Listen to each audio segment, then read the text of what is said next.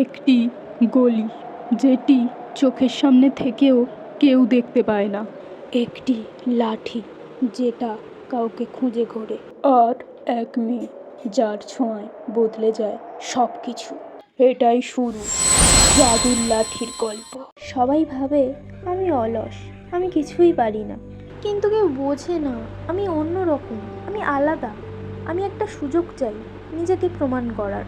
এইসব ভাবতে ভাবতে নয়ন, আরে এটা কোথায় চলে এলাম? এই রাস্তাটা তো আগে দেখিনি কখনো। এটা কোথা থেকে এলো? এতদিন তো আমি প্রতিদিন এই পথে যাই, কিন্তু আগে তো কখনো দেখিনি। একবার গিয়ে দেখি তো এই গলিটার মধ্যে কি আছে, কোথায় গিয়ে শেষ হয়েছে এই গলি।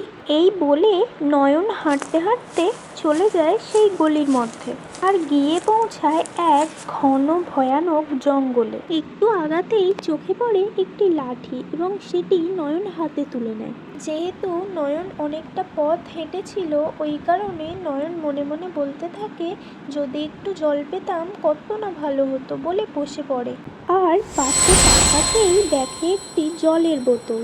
নয়নে যেহেতু খুব জল তেষ্টা পেয়েছিল, ওই কারণে নয়ন আগে পিছে না ভেবে জলটি খেয়ে নেয় আর বলে, এ বাবা, চারিদিকে তো অন্ধকার হয়ে আসছে, আমার তো খুব খিদে পেয়েছে আর বাড়িও ফিরতে হবে। আর সঙ্গে সঙ্গে নয়নতারার হাতে একটি খাবারের প্যাকেট চলে আসে। নয়নতারা কিছু বুঝতেই পারে না যে খাবারটা কোথা থেকে এলো। আর ঠিক তখনই কোথা থেকে একটি বয়স্ক লোক চলে আসে আর বলে, এই মেয়ে, তুই আমার লাঠিতে কেন হাত দিয়েছিস? তুই জানিস এই লাঠির নিয়ম ভাঙলে কি শাস্তি হতে পারে? নয়নতারা বলে, আপনার লাঠি? আমি আপনার লাঠিতে কেন হাত দেবো? এটা তো আমি গুড়িয়ে পেয়েছি। বয়স্ক লোকটি বলে, আচ্ছা, তুই এখানে কোথা থেকে এলি?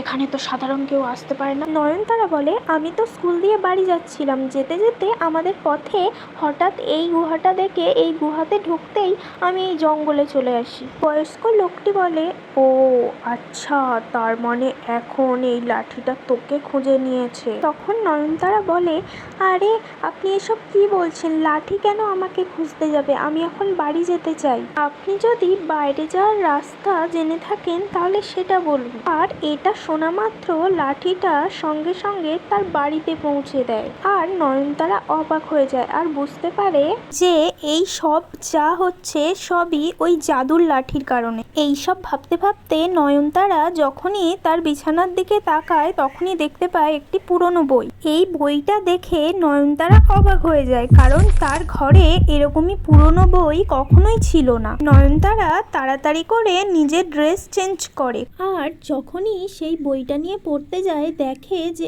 ওই বইতে ওই লাঠি সম্পর্কেই লেখা আছে। নয়নতারার মাথায় এটা আসে না যে এই বইটা তার বাড়ি কিভাবে এলো। বইটাতে লেখা থাকে লাঠির 13টি নিয়ম। 1, লাঠিটি সে কাউকেই দিতে পারবে। 2, লাঠির কাছে যা চাইবে সবকিছুই তুমি পাবে, কিন্তু তার বদলে কিছু না কিছু লাঠি একটা নেবে। 3, রাত 12টার পরে জাদু করলে শাস্তি পেতে হবে। এরকমই ভাবে আরো 10টি নিয়ম লেখা থাকে। নয়নতারা এটা ভেবে খুশি থাকে যে তার কাছে যা যা নেই সে সবকিছু চাইবে আর সবকিছু সে পেয়ে যাবে, কিন্তু এটা বুঝতে পারে না যে এর বদলে কি কি হতে পারে। নয়নতারা যেহেতু কোনো খেলার সঙ্গী ছিল না, তাই নয়নতারা বইটার সঙ্গে খেলতে চায় আর বইটাও রাজি হয়ে যায়, কিন্তু একটি কন্ডিশন থাকে, নয়নতারা হেরে গেলে হারিয়ে যাবে চিরতরে, আর জিতে গেলে সে একটা মহলের রানী হয়ে যাবে। নয়নতারা জিতে গেলে মহলের রানী হবে, এই লোভে সে এটাই ভুলে যায় যে সে হেরে গেলে তার সারা জীবনের জন্য হারিয়ে যেতে হবে। নয়নতারা খেলার এই নিয়মটা মেনে নিয়ে সে